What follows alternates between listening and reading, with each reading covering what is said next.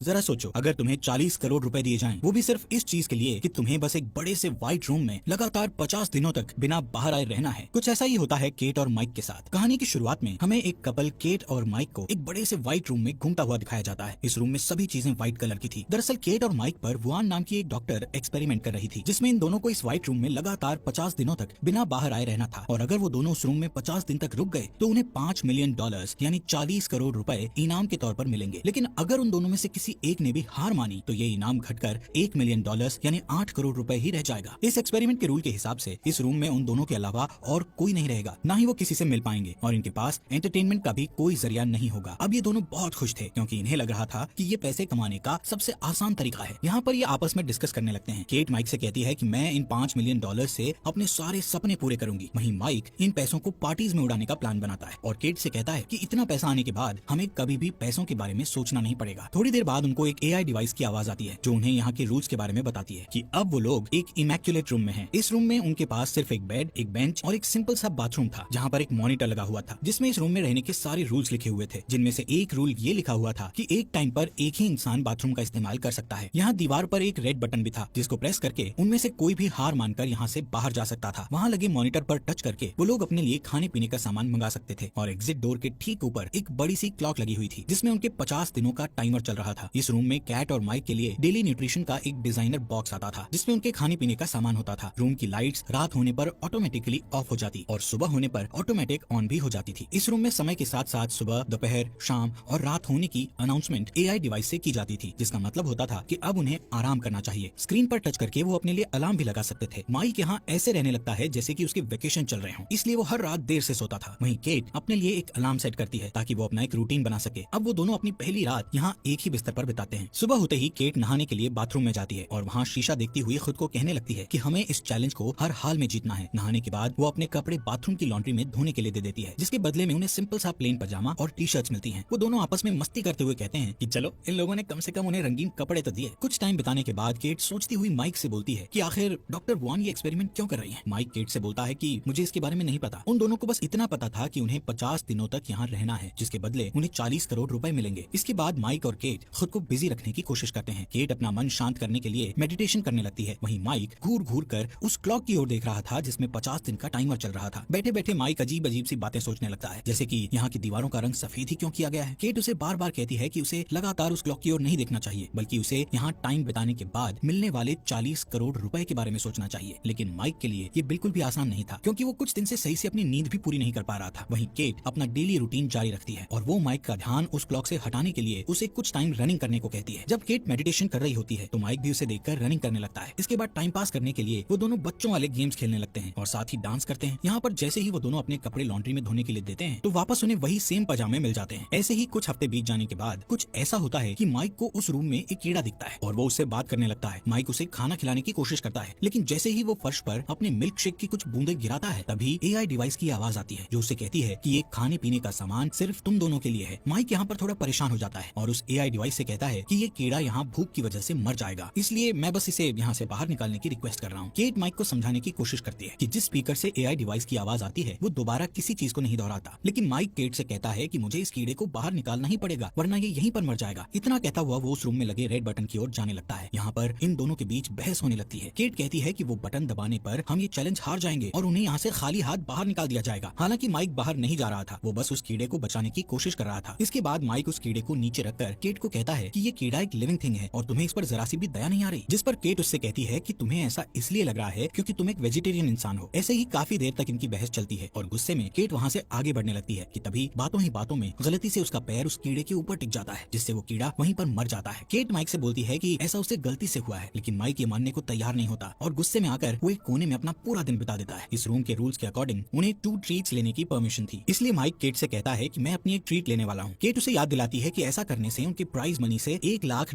कम हो जाएंगे, इसलिए वो माइक को ऐसा करने से मना करती है। लेकिन फिर भी माइक अपनी ट्रीट लेने चला जाता है और बदले में उसे एक ग्रीन कलर का स्केच मिलता है। माइक कहता है कि इससे तो उसका कुछ होने वाला नहीं है, फिर भी कम से कम अब दीवार पर आर्ट बनाकर टाइम पास तो कर ही सकता हूँ। अब जैसे ही कैट उसे दीवार पर ड्राइंग करते हुए देखती है तो वो उससे खुद का पोर्ट्रेट बनाने को कहती है, जिस पर माइक भी उसका पोर्ट्रेट बनाने लगता है। काफी टाइम बाद केट बोर होकर यहाँ से चली जाती है क्योंकि वो माइक के लिए एक मॉडल नहीं बनना चाहती थी। वहीं माइक तब तक ड्राइंग करता रहता है जब तक वो उस स्केच को खत्म नहीं कर देता। वो पूरे बाथरूम और टॉवल को ग्रीन स्केच से पूरा भर देता देता है। इस वजह से केट बहुत परेशान हो जाती है और माइक से अपने पहले के रूडली बिहेवियर के लिए सॉरी बोलती है। लेकिन यहाँ पर इन दोनों के लिए एक अच्छी बात ये थी कि अब 50 में से सिर्फ 20 दिन ही और बचे थे। ऐसे ही इनके इस रूम पे दिन बीतते जाते हैं और एक सुबह अचानक केट को बाथरूम में एक गन मिलती है। ये दोनों हैरान और परेशान हो जाते हैं कि ये गन आखिर यहाँ कैसे आई। बाथरूम से वो गन उठाकर ये दोनों बेड के नीचे फेंक कर उसे छुपा देते हैं, क्योंकि एआई डिवाइस ने उन्हें लॉन्ड्री में कपड़ों के अलावा और कोई चीज देने से सख्त मना किया था। कुछ दिनों बाद इन्हें कुछ रिवॉर्ड मिलता है, जिसमें इनको एक फैमिली और फ्रेंड्स के मैसेज दिखाए जाते हैं। माइक अपनी सिस्टर का मैसेज देखता है जो उसे बताती है कि वो कैसी है और मॉम डैड कैसे हैं। अपनी बहन को देखकर माइक बहुत खुश होता है। लेकिन जब केट को उसके डैड का वीडियो मैसेज दिखाया जाता है तो उसके डैड कहते हैं कि अब वो रोड पर नहीं बल्कि एक शेल्टर में रह रहे हैं। केट उस वीडियो को रुकवाना चाहती थी, लेकिन उसके कई बार कहने पर भी वो वीडियो नहीं रुकता। तभी वो बाथरूम की ओर जाती है और वहाँ जोर जोर से रोने लगती है। माइक उसे चुप कराने की कोशिश करता है। इसके थोड़ी देर बाद वो दोनों एक साथ लिपट कर सो जाते हैं। अब जैसे ही सुबह अलार्म बजता है तो केट बेड से नहीं उठती, क्योंकि वो डिप्रेशन में चली गई थी। जब माइक उससे ना उठने की वजह पूछता है तो वो उसे बताती है कि उसने अपने डैड को कई सालों बाद देखा था और वो हमेशा माइक से झूठ बोलती रही कि उसके डैड नहीं है, क्योंकि वो अपने डैड को लेकर बहुत शर्मिंदा थी। वो माइक को बताती है कि उसके डैड बहुत ज्यादा ड्रिंक करते थे और उसके स्कूल की फीस भी नहीं भरते थे। माइक केट से कहता है कि अब हमारे इस रूम में 50 दिन पूरे होने में सिर्फ 2 ही हफ्ते बचे हैं, लेकिन केट अभी भी बेड पर ही पड़ी हुई थी। माइक उसे एंटरटेन करने के लिए नए नए तरीके आजमाता है, लेकिन इससे कैट पर कोई असर नहीं होता और फिर वो खुद भी कैट के साथ बेड पर लेट जाता है, लेकिन इससे भी कैट को कोई फर्क नहीं पड़ रहा था। ये देखते हुए माइक जमीन पर जाकर लेट जाता है। नेक्स्ट डे माइक केट को उनकी बची हुई एक और ट्रीट लेने के लिए कहता है, लेकिन केट उसे ये कहकर मना कर देती है कि वो और पैसों को खोना नहीं चाहती, जिससे माइक फ्रस्ट्रेट हो जाता है, क्योंकि उसे लगता है कि अब वो केट की मदद नहीं कर पाएगा। कि तभी केट बेड से उठती है और माइक से उसकी दूसरी ट्रीट मांगने के लिए कहती है, भले ही उनका $1 मिलियन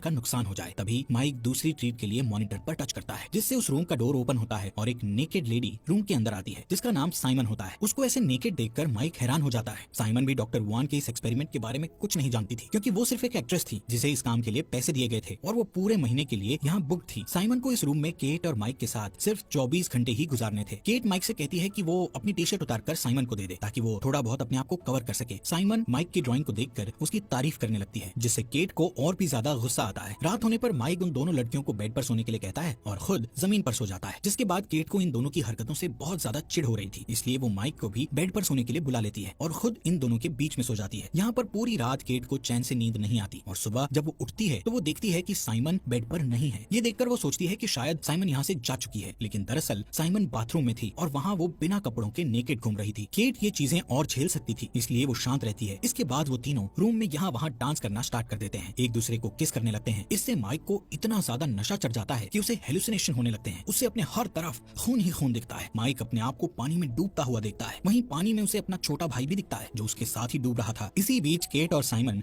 माइक को होश में ले आती हैं, लेकिन वो अभी भी पैनिक कर रहा था और जोर जोर से रोने लगता है। वो बार बार एक ही चीज रिपीट कर रहा था कि मेरे भाई शॉन को डूबने से बचा लो। केट उसे किसी बेड पर ले जाकर सुला देती है, जिसके बाद साइमन केट से पूछती है कि वो और माइक कैसे मिले थे, जिस पर केट बताती है कि वो लोग एक बारिश वाले दिन मिले थे। उसके पास अम्ब्रेला नहीं थी। तभी माइक उसके पास आया और उसने उसे भीगने से बचाया। यहाँ पर ये दोनों आपस में ऐसे काफी टाइम बातचीत करती रहती हैं। थोड़ी देर बाद माइक जग जाता है और साइमन के पास जाकर बैठ जाता है, जहाँ वो दोनों अपनी अपनी लाइफ के बारे में बातें करने लगते हैं। साइमन बताती है कि उसने अपनी मदर को बचपन में ही खो दिया था। यहाँ पर ये दोनों अपने अपने फैमिली मेंबर्स के गम को शेयर करने लगते हैं, जिससे इन दोनों के बीच बॉन्ड और अच्छा हो जाता है। साइमन माइक का हाथ पकड़कर उसे रिलैक्स फील करवाती है कि तभी पीछे से केट आकर उन दोनों को एक दूसरे का हाथ पकड़े हुए देख लेती है। अब केट का गुस्सा 7वें आसमान पर चला जाता है, क्योंकि वो पहले से ही उन दोनों की नजदीकियों को बहुत झेल रही थी। केट साइमन को बोलती है कि तुम शुरू से मेरे बॉयफ्रेंड को मुझसे छीनने की कोशिश कर रही हो। इस बात पर साइमन भी केट पर गुस्सा हो जाती है और बोलती है कि तुम एक इनसिक्योर लड़की हो जिसे अपने बॉयफ्रेंड पर जरा सा भी विश्वास नहीं है। यहाँ पर ये दोनों एक दूसरे पर चिल्लाना शुरू कर देते हैं। तभी माइक गुस्से में आकर इन दोनों पर चिल्लाता है और यहाँ से जाने लगता है। थोड़ी देर बाद केट साइमन से माफी मांगने की कोशिश करती है, लेकिन साइमन उसके गुस्से को ये कहकर और भड़का देती है कि उसने माइक के साथ ऐसा कुछ भी नहीं किया था। नेक्स्ट मॉर्निंग जब माइक उठता है तो वो कुछ ठीक फील नहीं कर रहा था। अब साइमन भी इस रूम से जा चुकी थी, लेकिन जाने से पहले उसने यहाँ माइक के लिए एक मैसेज छोड़ दिया था, जिसमें लिखा था कि पहले कभी किसी ने मुझसे इतना प्यार नहीं किया। केट ये मैसेज माइक को दिखाती है और उस पर भड़कने लगती है कि तुम मुझे चीट कर रहे हो। माइक केट को समझाता है कि जो भी साइमन ने लिखा है वो सब झूठ है। वो कहता है कि इस रूम में ये सब जानबूझकर किया जा रहा है ताकि वो दोनों आपस में लड़ें और हार मान लें। गुस्से में केट माइक को धक्का मार देती है, जिससे उसका सर दीवार से टकरा जाता है और उसके सर से खून बहने लगता है। माइक केट से दूर चला जाता है और उसे कहता है कि उसने कभी भी उसे धोखा नहीं दिया, तब भी नहीं जब वो न्यूयॉर्क चली गई थी। वो हमेशा चाहता था कि केट कभी भी अनकंफर्टेबल फील ना करे, इसलिए उसने अपने कई सारे दोस्तों से मिलना छोड़ दिया। उसने अपने कॉलेज की पढ़ाई भी पूरी नहीं की ताकि वो केट के साथ घर पर रह सके। जब वो डिप्रेस थी तब भी वो उसके साथ था और इन सब के बदले में उसे क्या मिला? बस उसका शक और नफरत। यहाँ पर केट माइक से माफी मांगती है कि मुझसे गुस्से में ऐसा हो गया। तभी माइक को बहुत अजीब सा फील होने लगता है। वो कहता है कि उसे डॉक्टर की जरूरत है। केट जल्दी से उसके लिए मिल्क शेक लाती है और एक टॉवल से उसके सर की चोट को कवर करती है, जिसके बाद वो माइक को कहती है कि उनके इस रूम के कॉन्ट्रैक्ट में मेडिकल रिसोर्सेज के बारे में नहीं लिखा। माइक ये सुनकर बिल्कुल भी विश्वास नहीं कर पाता कि वो केट से क्या सुन रहा है। वो केट से पूछता है कि क्या सच में तुम्हें मेरी इस चोट की चिंता है। दरअसल माइक की चोट काफी छोटी सी थी और धीरे धीरे